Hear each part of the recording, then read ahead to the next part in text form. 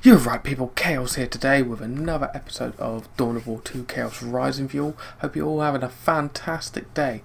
Now, this episode is not going to be a normal Let's Play episode, most likely. We're going to quickly go over the squad, how corruption and redemption works, because a couple of our squad are corrupted at the moment, so it's a nice way of showing how that mechanic actually works and how it affects your gameplay. But also, we got some archive stuff that we got to unlock for obviously finding out what happened on the Judgment of Carrion, and is very important for the actual plot of the story, so I thought I'd give its own video to obviously not get that message lost. So I hope you all understand. Let's crack on with how the squad looks, and it looks a lot different from last time.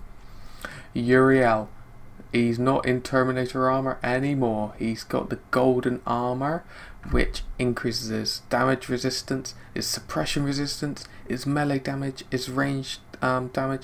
When he's hit by a melee weapon, he's got a 100% chance to heal nearby allies, which is amazing. But this blade is so amazing, I don't want to ruin it yet. But the melee damage, he's obviously maxed out now. We were only 1 point away from Furious Strike. It's so annoying. But he does 125 melee damage. Now, some of you may remember Ork Renderer, which was an amazing little weapon at the beginning. We do 614. Where's Sunderhammer? Now, Sunderhammer, some of you may remember from previous Let's Plays. It does 764 damage, which not bad. Now, this Blade of Unrelenting, it grants us limited invulnerability, increases the armor rating of nearby allies, and it does an additional 102 points of damage to Chaos Space Marines. But look down at the bottom, we're going to go from 764 to 1400 damage. 14 freaking hundred damage with a one-handed. That's just insane. So Uriel is going to cut down enemies like they're nothing now. Tarkus, he's been given the blessed armor that Uriel was having. He's maxed out now, so he's maxed out on health. He's pretty high now on the will and the range, but he's pretty much the same. He's got the shield and the medi kits. Avitus is now maxed out pretty much on will and range. He's obviously level 30. Level 30 is the cap, by the way. He's got his missiles and obviously his assault cannon. Jonah is obviously corrupted, but I've given him the redeeming item that when he's hit by a ranged weapon, it increases his energy regeneration. So it helps reduce the corruption. Okay, so if you see here, you gain traits the more corrupt you get, but obviously I'm trying to go for a pure holy route this way around.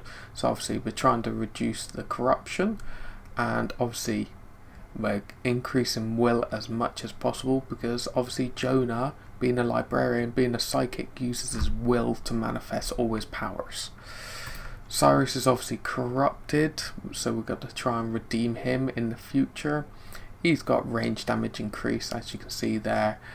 His range damage increased his will up to maximum infiltrate, but I do want to get up to this teleport Homer so he can reinforce himself, which makes quite useful. But obviously still got the same sniper rifle, so we've got to wait and see if we get a new one. Thaddeus is the exact same as before. We're trying to get to the Vanguard level, so obviously he's more hard hitting, and he can smack the crap out of people, which is really, really good. Yeah, but he's pretty much the same as before. Davian Thule, he's nearly maxed out on range now. We're going to try and max him out on range and health, or see what you guys think. I may go for the will one, that when he's incapacitated, he makes a powerful radio detonation, damaging and knocking back nearby enemies. But I don't know if that actually kills them. So I'm not sure by that one. But let's get back to Uriel a moment. Now we've got some gear to obviously use later on that obviously unlocks stuff for us. So that one may be useful for Cyrus. I'm thinking of doing for unlocking a sniper rifle for him. Then we obviously got some equipable gear, so I may do that as well for Cyrus. So obviously you can have some better scout equipment, because we're not really getting much for Cyrus, thinking about it.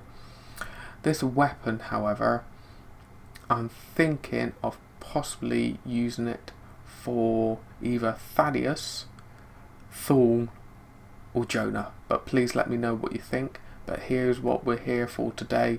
It's obviously reducing corruption. So you see there, it reduces corruption by 8 to all squads, but this one here increases corruption to all squads by 5. Because we donate this item, we unlock a lore entry in the campaign log. So let's see what happens. Fingers crossed it doesn't backfire. So let's drag it in and see. I think I just click on it possibly, or do I donate it? What does it say? Donate to unlock. Oh, okay, so we are corrupted. You see there, everyone's now red and we can't wield this holy armor. But we got an entry log. The binding of Galleon, which is up here. So this is about obviously some demonic presence. Brother Galleon, who is actually an apothecary. So this is something about the actual past. So obviously that's not. I'll read that again. I do apologise. Where did it go? Where did it go? Ah, there you go. So basically, do binding the demon.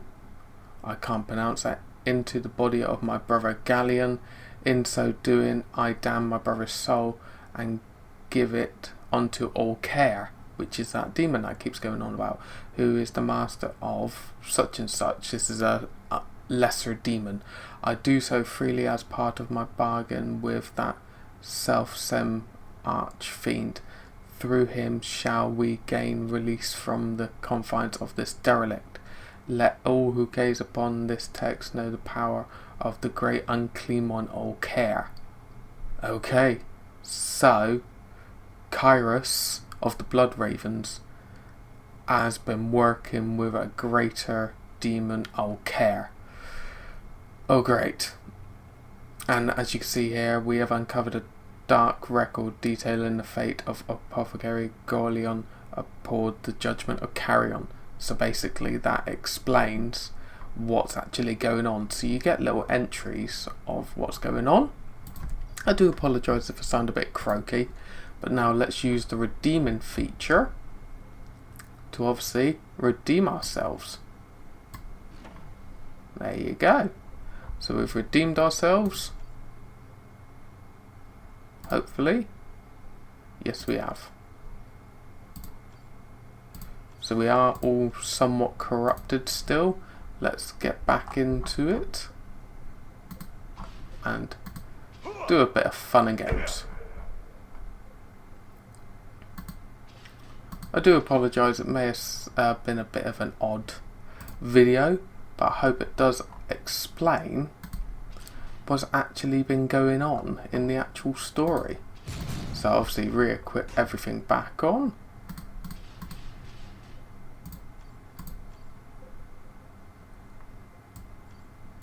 Ooh, we unlocked something. So this was from basically doing that the tome, but everyone else is still equipped. So as I said, if you think I should use obviously the sniper rifle or something, let me know down below. But I do apologise if this video is a bit long-winded, but I thought you lot may like to know how to obviously unlock more of the lore.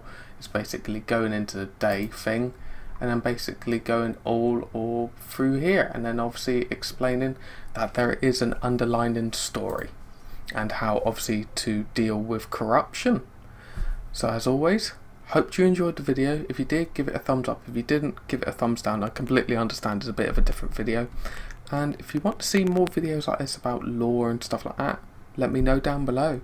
And as always, you're new to the channel, enjoying the content, don't be afraid to smack that sub button and join the chaotic crew. You're more than welcome. But as always, you all take care. Chaos out. God, Nelly. Target killed. And let's get Uriel to take out this Xenothrope. That's one of the leaders, obviously. Your orders.